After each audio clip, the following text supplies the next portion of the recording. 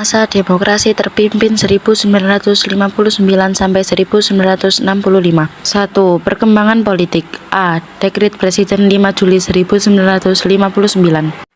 Kehidupan masyarakat Indonesia pada masa demokrasi parlementer belum pernah mencapai kestabilan secara nasional. Persaingan partai-partai politik yang menyebabkan pergantian kabinet terus terjadi. Dewan Konstitusi tidak berhasil melaksanakan tugasnya disebabkan adanya perbedaan pandangan tentang dasar negara.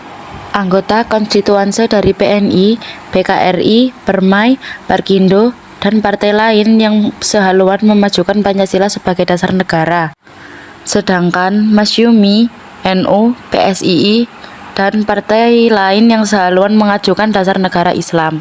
Pada tanggal 5 Juli 1959, Presiden Soekarno mengeluarkan dekret yang dikenal dengan Dekret Presiden 5 Juli 1959. Isinya sebagai berikut. 1. Menetapkan pembubaran konstituante. 2. Menetapkan UUD 1945 berlaku bagi segenap bangsa Indonesia dan seluruh tumpah darah Indonesia, terhitung mulai tanggal penetapan dekret dan tidak berlakunya lagi UUD sementara atau disebut juga UUDS. 3. Pembentukan MPRS yang terdiri atas anggota DPR ditambah dengan utusan-utusan dan golongan, serta pembentukan Dewan Pertimbangan Agung sementara atau disebut juga DPAS. B. Penyimpangan terhadap UUD 1945. Pelaksanaan demokrasi terpimpin bertujuan untuk menata kembali kehidupan politik dan pemerintahan yang tidak stabil pada masa demokrasi parlementer dengan kembali melaksanakan UUD 1945. Bentuk-bentuk penyimpangan tersebut sebagai berikut. 1. Presiden menunjuk dan mengangkat anggota Majelis Permusyawaratan Rakyat Sementara atau MPRS.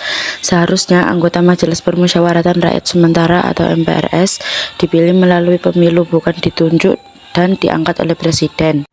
2. Presiden membubarkan Dewan Permusyawaratan Rakyat atau DPR hasil pemilu 1955 dan menggantinya dengan Dewan Permusyawaratan Rakyat Gotong Royong atau DPR-GR. Seharusnya kedudukan Presiden dan DPR adalah setara. Presiden tidak dapat membubarkan DPR, sebaliknya DPR tidak dapat menghentikan Presiden. 3. Pengangkatan Presiden seumur hidup.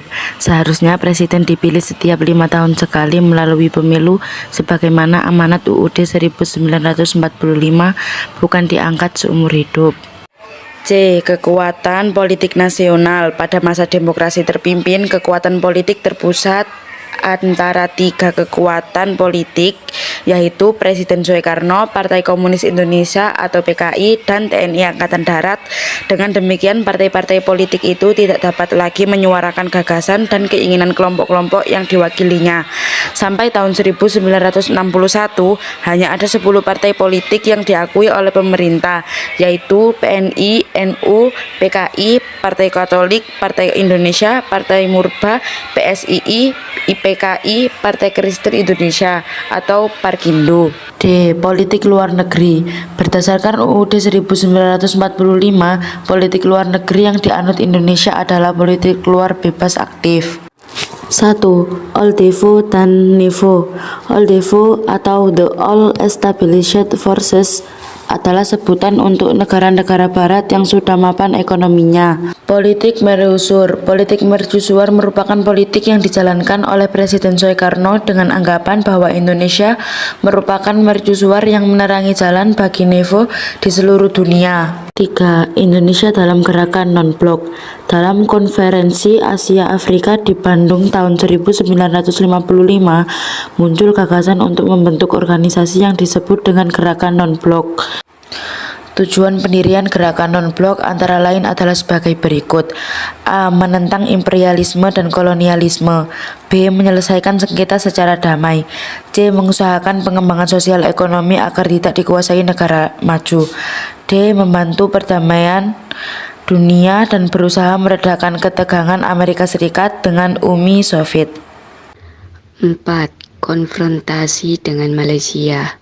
Konfrontasi dengan Malaysia berawal dari keinginan Federasi Malaysia untuk menggabungkan Brunei, Sabah, dan Sarawak ke dalam Federasi Malaysia. Rencana pembentuk Federasi Malaysia mendapat tentangan dari Filipina dan Indonesia. 5. Pembebasan Irian Barat. Sesuai isi KMB, Irian Barat akan diserahkan oleh Belanda 1 tahun setelah pengakuan RIS. Namun, pada kenyataan lebih dari 1 tahun pengakuan kedaulatan Indonesia, Belanda tidak kunjung menyerahkan Irian Barat pada Indonesia. Peristiwa G30S atau PKI 1965. Peristiwa Gerakan 30 September atau PKI terjadi pada malam tanggal 30 September 1965. Dalam peristiwa tersebut, sekelompok militer di bawah pimpinan Letkol Untung melakukan penculikan dan pembunuhan terhadap 6 dewira tertinggi TNI Angkatan Darat serta memasukkan jenazah mereka ke dalam sumur tua di daerah Lubang Buaya, Jakarta.